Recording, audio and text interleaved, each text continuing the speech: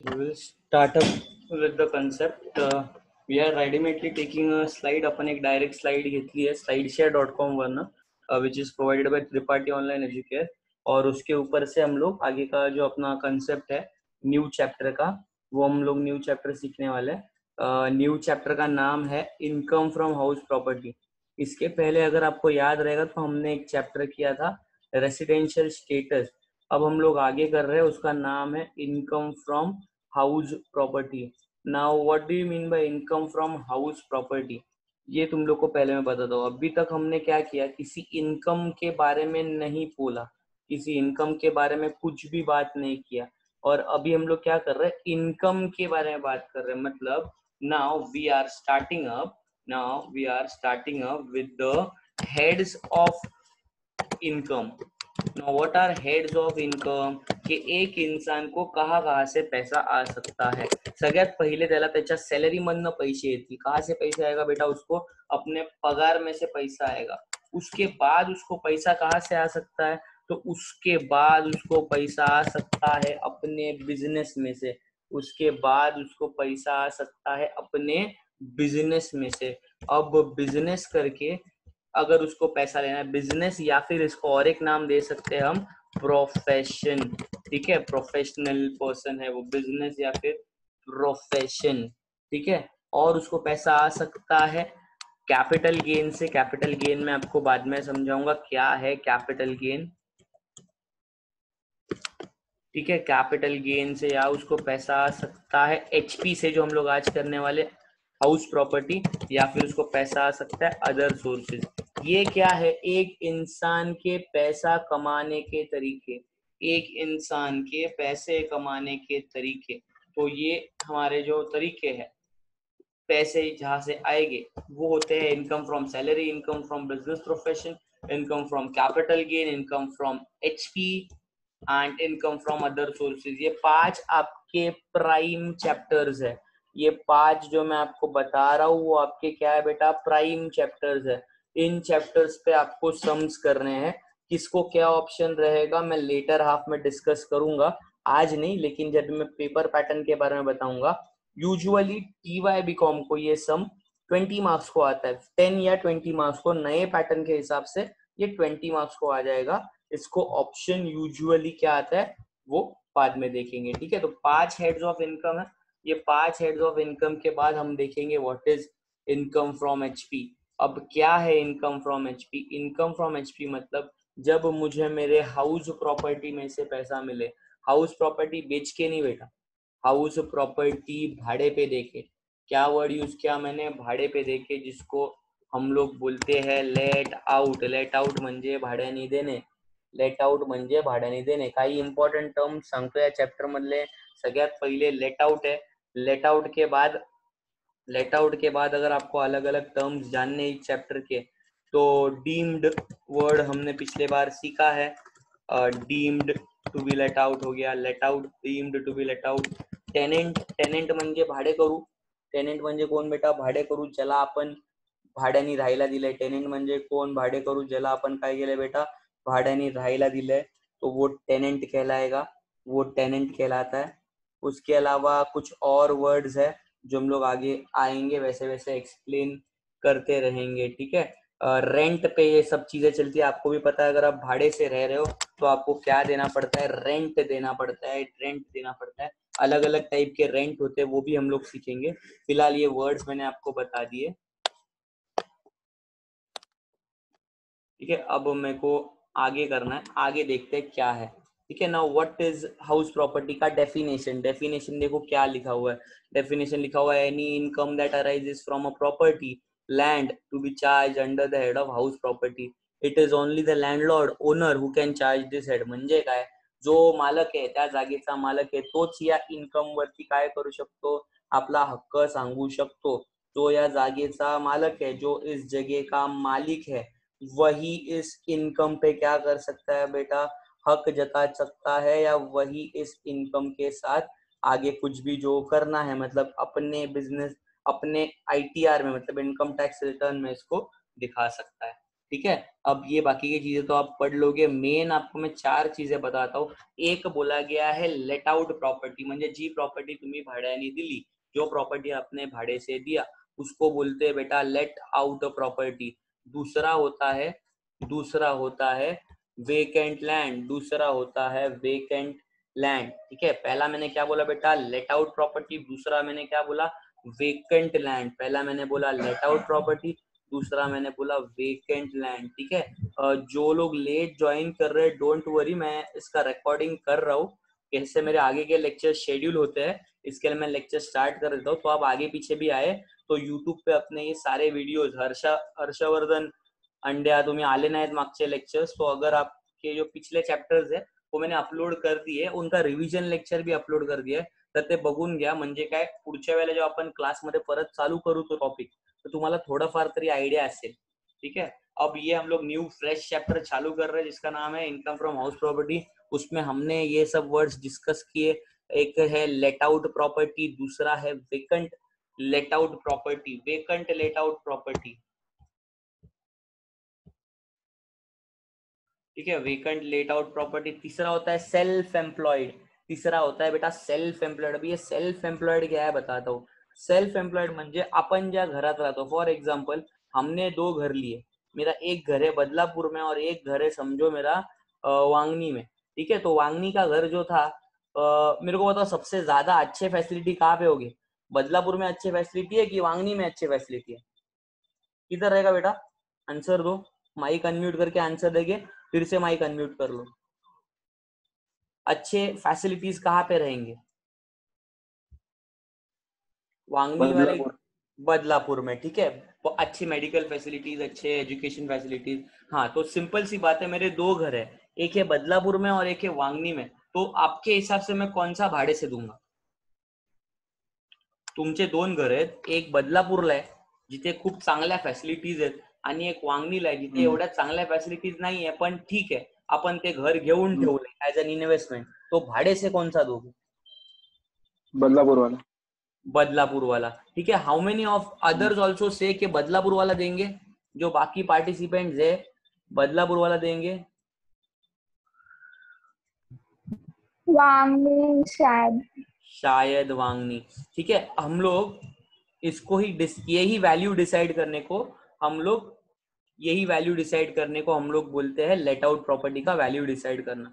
देखो सिंपल सी बात है, टैक्स का रूल क्या बोलता है कि टैक्स का रूल बोलता है जिस भी प्रॉपर्टी का एनुअल रेंट बोल रहा हूँ मैं, रेंट भाड़ा, सिंपल सी बात है बदलापुर में ही ज्यादा भाड़ा आएगा, वांगनी में ज्यादा भाड़ा नहीं आएगा। तो जहां पे ज्यादा भाड़ा मतलब ज्यादा अच्छा फैसिलिटीज, ज्यादा अच्छा फॅसिलिटीज मतलब मैं क्या करता हूँ, जहां पे ज्यादा अच्छे फॅसिलिटीज आहे तिकडे मी स्वतः राहणार, म्हणजे मी जिथे स्वतः राहतो त्याला सेल्फ ऑक्युपाइड बोलतो, आणि जे घर भाड़े से देता हूँ उसको मैं लेट आउट प्रॉपर्टी बोलता हूँ। 2 अलग अलग टर्म्स क्लियर हुए। मैंने क्या बोला, मैंने एक बोला जो घर में मैं खुद रह रहा हूँ, और मैंने दूसरा बोला जो घर में भाड़े से दे रहा हूँ। मैंने क्या बोला, जो घर में मैं खुद रह रहा हूँ, और दूसरा मैंने बोला जो घर मैंने भाड़े से दे रहा हूँ। जो घर में मैं खुद रह रहा हूँ उसका नाम क्या है? जिसमें मैं खुद रहूंगा उसको क्या बोलोगे बेटा आप टैक्स के लैंग्वेज में? क्या बोलोगे? अब भी बताया जस्ट मैंने 2 मिनट पहले, क्या बोलोगे? Self occupied. हाँ, और जहां पे मैं रेंट से दूंगा उसको बोलूंगा लेट आउट। ठीक है, और ये वेकेंट लेट आउट प्रॉपर्टी क्या है बोलता हूँ। वेकेंट मतलब क्या है, कभी कभी क्या होता है तुमको मालूम रहेगा, रेंट का कॉन्ट्रैक्ट कितने महीने का होता है, 11 महीने का होता है, लेकिन क्या होता है मैं टैक्स गिनूंगा अपने AY/PY के हिसाब से, मतलब assessment year and previous year के हिसाब से। तो पिछले साल अगर समझो मेरा टेनेंट म्हणजे माझा भाडेकरू फक्त साधारणपणे 11 महीने नहीं राहिला, 7च महीने राहिला असेल, तो मेरे को भाड़ा भी कितने महीने का मिलेगा, 7 मंथ्स का ही मिलेगा, मला 7च महिन्याचं भाडं भेटेल, त्याला वेकेंट लेट आउट प्रॉपर्टी असं बोलतात। ये लास्ट वाला क्या है, deemed to be let out. Deemed शब्द अपन मागच्या चैप्टरला पण केलाय डीम्ड, जो लोग थे पिछले चैप्टर में वो लोग मेरे को बता सकते हैं डीम्ड वर्ड का मीनिंग। थोड़ा राइट रॉन्ग कुछ भी चलेगा, फिलहाल कैसा चलेगा, न्यू न्यू है तो। सबसे स्कोरिंग तुम लोग का सब्जेक्ट टैक्सेशन ही है बेटा, सबसे स्कोरिंग सब्जेक्ट टैक्सेशन ही है। हाईएस्ट मार्क्स आज तक अपने बच्चों को ना टैक्सेशन में मिले बेटा। डीम्ड मैंने लास्ट लेक्चर मतलब लास्ट चैप्टर में बताया था। किसी को आइडिया है डीम्ड क्या है बेटा? Deemed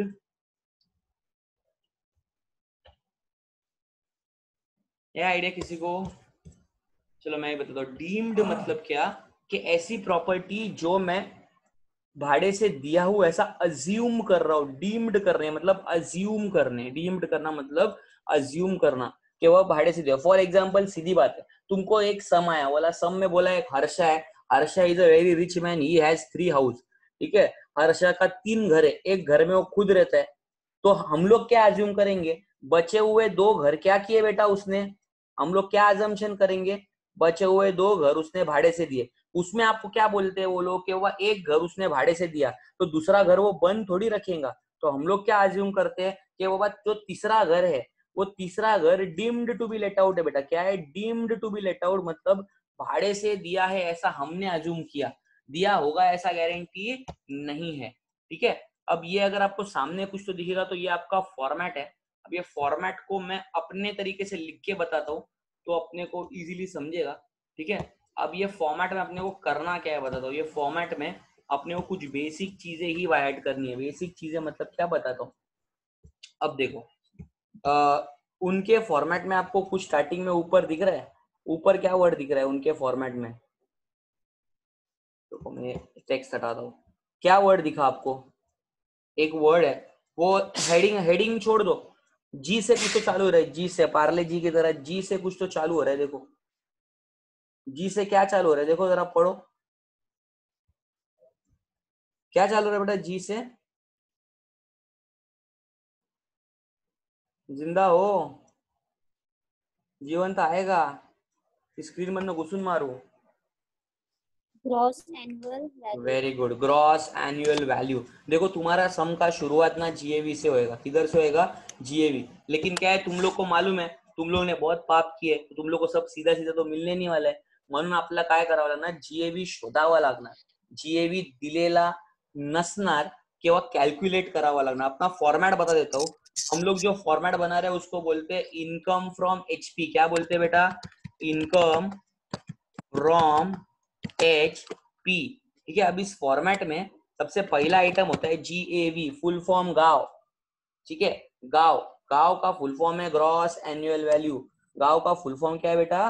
gross annual value. Gross annual value मतलब ऐसा भाड़ा जिसमें से ओनर ने अपने पैसे कट नहीं किए। सीधी बात है, समझा तुम्ही तुमचं घर, समझो अभी हर्षा तुम लोग के एरिया में अगर तुम्हारा घर रेंट से दे रहा है तो कितना तेरे को रेंट मिलेगा महीने का? 4000। 4000। ठीक है, अब 4000 में तेरा खर्चा कितना होएगा उस घर के लिए? तू राहणार नाही तिकडे पण तुझं काहीतरी खर्च असेल ना त्या घरासाठी। देखो 4000 तुम लेते हो टेनेंट से, लेकिन घर का जो मेंटेनेंस होता है, मेंटेनेंस किसको भरना पड़ता है? टेनेंट भरता है कि आप भरते हो? मेंटेनेंस मालकाला कोण? मालकाला मालकाला भरावं लागतं। म्हणजे काय? घराचा प्रॉपर्टी टॅक्स कोण भरतं? मालक। मालक। मतलब क्या? कुछ ऐसे खर्चे होते हैं जो अपने को माइनस करने होते हैं, इसके लिए आपने इसको क्या बोला बेटा? Gross annual value. नावातच आलं एन्युअल, एन्युअल म्हणजे वार्षिक। आपको बोला रहेगा 5000 पर मंथ, तो साल का कितना होगा बेटा? 5000 पर मंथ बोला तो साल का कितना होगा? साल का भाड़ा कितना होगा जीएवी? 5000 per month. अभी उसके लिए भी कैलसी लेके बैठोगे क्या? पाड़े तक का 12 पाँचे 60, मतलब साल का भाड़ा आपका होएगा 60,000। मैंने वर्ड ही बोला है ग्रॉस एन्युअल वैल्यू। मैंने वर्ड क्या बोला बेटा? ग्रॉस एन्युअल वैल्यू म्हणजेच पूर्ण वर्षाचा रेंट।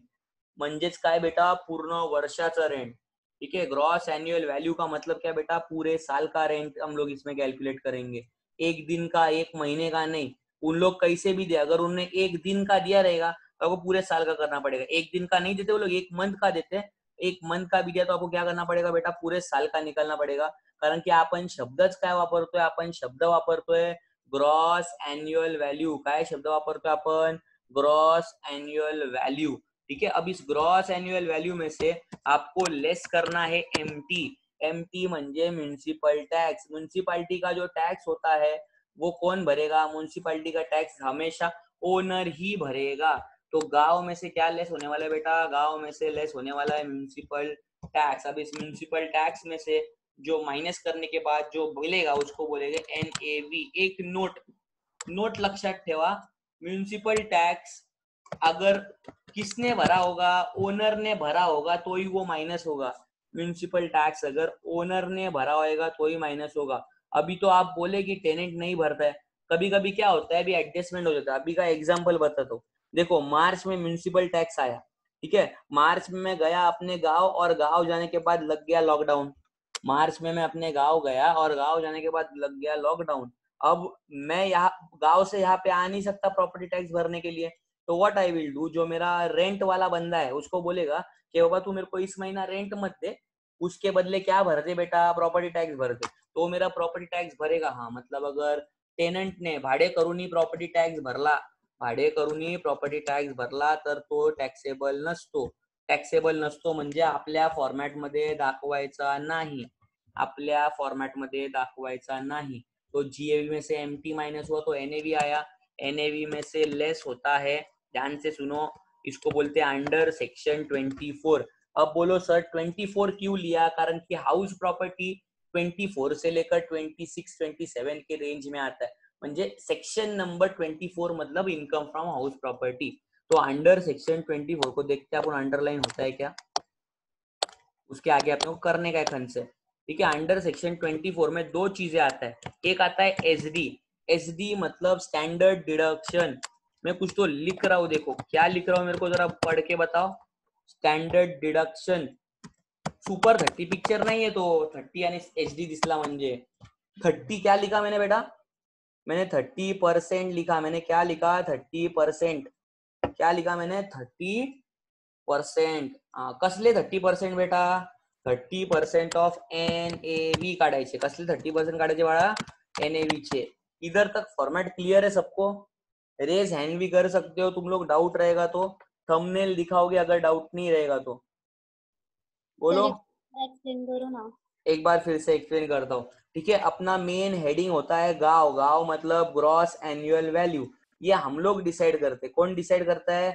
हम लोग डिसाइड करते कि बाबा गांव क्या होगा, ग्रॉस एनुअल वैल्यू क्या होगा। उसके लिए अलग रूल्स है, वो रूल्स मैं आपको अलग से पढ़ाऊंगा, लेकिन अभी फिलहाल क्या याद रखो, शुरुआत होती है गांव से, ठीक है। गांव मतलब ग्रॉस एनुअल वैल्यू, उसमें से लेस होता है म्युनिसिपल टैक्स। क्या लेस होता है बेटा? Municipal tax. ना what is municipal tax? Municipal tax मतलब जो टैक्स आपके ओनर ने भरा, तो ओनर ने भरा तो ही लेस करने का। तो गांव में से म्युनिसिपल टैक्स लेस हुआ तो नाव बनती है, नाव मतलब नेट एनुअल वैल्यू, नाव मतलब नेट एनुअल वैल्यू। इसमें से लेस होता है सेक्शन 24 के हिसाब से दो डिडक्शन। पहला डिडक्शन 30% ऑफ एनएवी, इसका जो आंसर आएगा ना आपको, इसका जो आंसर आएगा,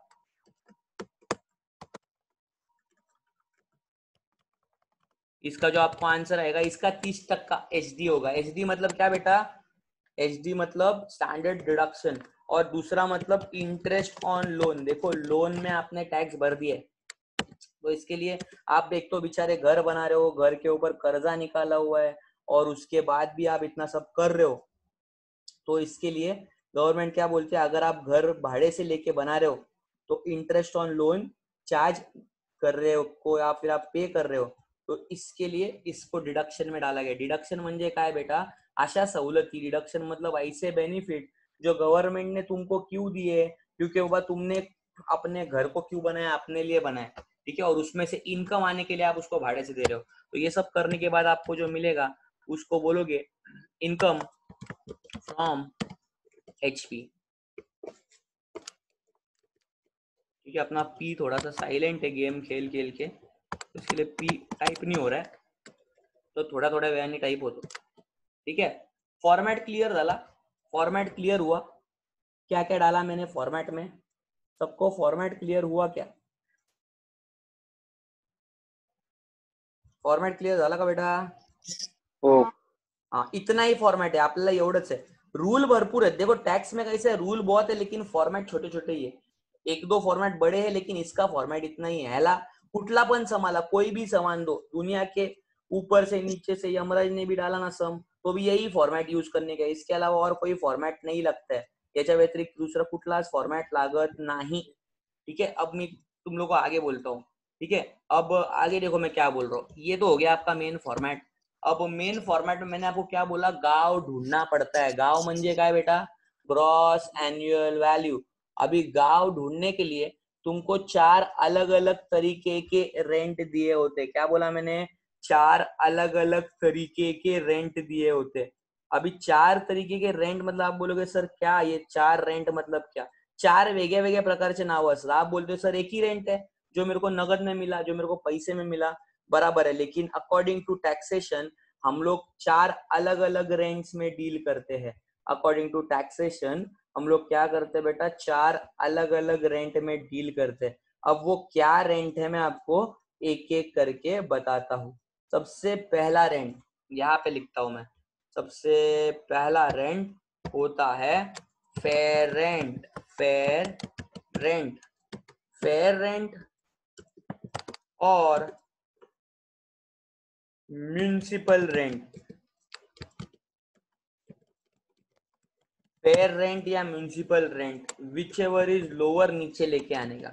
विच एवर इज लोअर, नीचे लेके आने का. ठीक है, फेयर रेंट या municipal rent, whichever is lower, उसको नीचे लेके आने का. और उसके बाद क्या करने का, विच एवर इज लोअर लेने के बाद, विच एवर इज लोअर लेने के बाद इसको और एक रेंट से कंपेयर करने का, वो है स्टँडर्ड रेंट.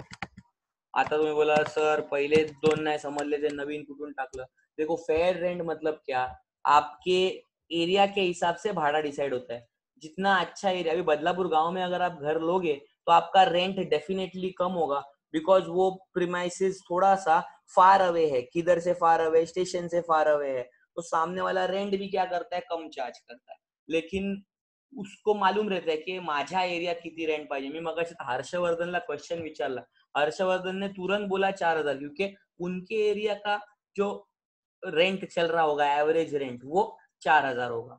ठीक है, म्युनिसिपल रेंट क्या होता है, आपके हर एक की प्रॉपर्टी की कीमत सोसायटी मतलब आपकी जो नगरपालिका आहे त्यांच्याप्रमाणे वेगळी असते, आणि आपली मार्केट म्हणजे आपल्या हिशोबाने 25 लाखाला आपलं घर आहे, पण आपलं म्युनिसिपल व्हॅल्यू नेहमी कमी असते. उसको बोलते हैं म्युनिसिपल रेंट. उसको क्या बोलते हैं बेटा, म्युनिसिपल रेंट बोलते हैं उसको. Now what is municipal rent, municipal rent मतलब जो व्हॅल्यू म्युनिसिपालिटीने डिसाइड की या एरियामध्ये एवढंच रेंट घेऊ शकतो, एवढंच घेतलं पाहिजे असं बोलत नाही ते. वो लोग बोलते इतना ही ले सकते हैं.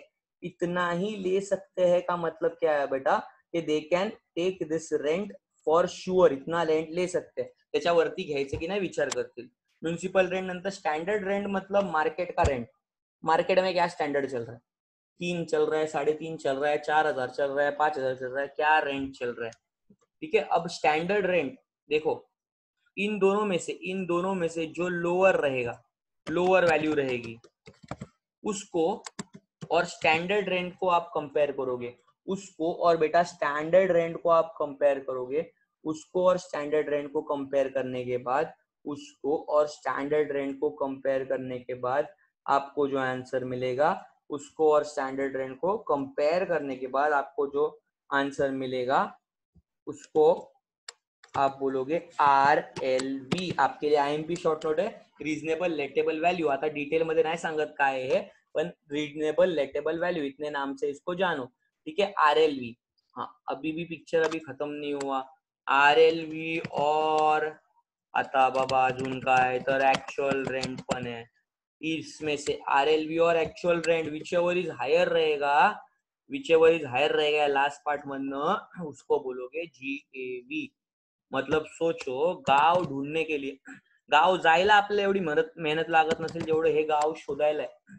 लेकिन एक चीज दिमाग में फिक्स रखो बेटा, ये जो चीज है ये बार बार कंटिन्यूअसली नहीं आएंगी. मतलब क्या, कि इतना बड़ा फॉर्मेट तभी ही बनाना पड़ेगा, इतना बड़ा फॉर्मेट तभी ही बनाना पड़ेगा जब गांव के बारे में चारों रेंट दिए हैं. मतलब आपके सम में 4 रेंट दिले. आता तुम्ही बोलाल 4 रेंट कुठले, तुम लोग मेरे को बताओ जरा आपके स्क्रीन पे से 4 रेंट वेगळे वेगळे 4 भाडे कुठले असतील. स्क्रीन पे ही लिखा हुआ है सब, तुमको सिर्फ मेरे को पढ़ के बताने का है। कौन से 4 भाड़े रहेंगे बताओ जरा मेरे को स्क्रीन पे से पढ़ के। मैंने चारों रेंट लिख दिए बेटा। कौन सा रहेगा? फेयर रेंट, म्युनिसिपल रेंट बराबर। और वैल्यू स्टैंडर्ड रेंट वो 4 और हो गए ना बे। 6 होएंगे तू ऐसे बोलती रहेगी तो। 4 ही चाहिए अपने को। अरे रेंट रेंट जिसमें लिखा है वही है 4 रेंट। देख, पहला फेयर रेंट, दूसरा म्युनिसिपल रेंट, तीसरा स्टैंडर्ड रेंट और last but not the least actual rent. ठीक है, कळलं मी काय बोललो? 4 रेंट, स्टैंडर्ड रेंट। ये कंसेप्ट क्लियर हुआ? मैं क्या बोला? स्टैंडर्ड रेंट का मतलब क्लियर हुआ? ये जो रेंट है, इतना बड़ा मगजमारी कब करना पड़ेगा? इतना बड़ा मगजमारी तब करना पड़ेगा जब भी आपके सम में कुछ तो लोचा है। सम में मतलब आपका सम डिटेल्ड में आया होगा तो ही आपको इतना खिंचातानी करना पड़ेगा। अगर नहीं आया होगा तो खिंचातानी करने की जरूरत नहीं है। फिलहाल तो इतना ही आज के लिए। तुम लोग फॉर्मेट और आईएमपी कंसेप्ट देख लो। ये आपका मेन फॉर्मेट है, ये गांव को ढूंढने का फॉर्मेट है। ये गांव के ढूंढने के फॉर्मेट को हम लोग कल सम के स्वरूप में करेंगे तो आपको क्लियरिटी आ जाएगा। ठीक है, आज जितना पढ़ा है उतना क्लियर आज तक का? आज तक न्यूज चैनल क्लियर क्या? हाँ हाँ ठीक है, आज तक जो पढ़ा लेक्चर में थोड़े टाइम में डालता हूँ यूट्यूब पे तुम लोगों को रिवीजन के लिए। कल हम लोग सम्स करेंगे तो सम्स के लेक्चर को स्किप मत करो। ठीक है, आज के लिए इतना ही। आपका दिन शुभ रहे। कल मिलेंगे इसी समय।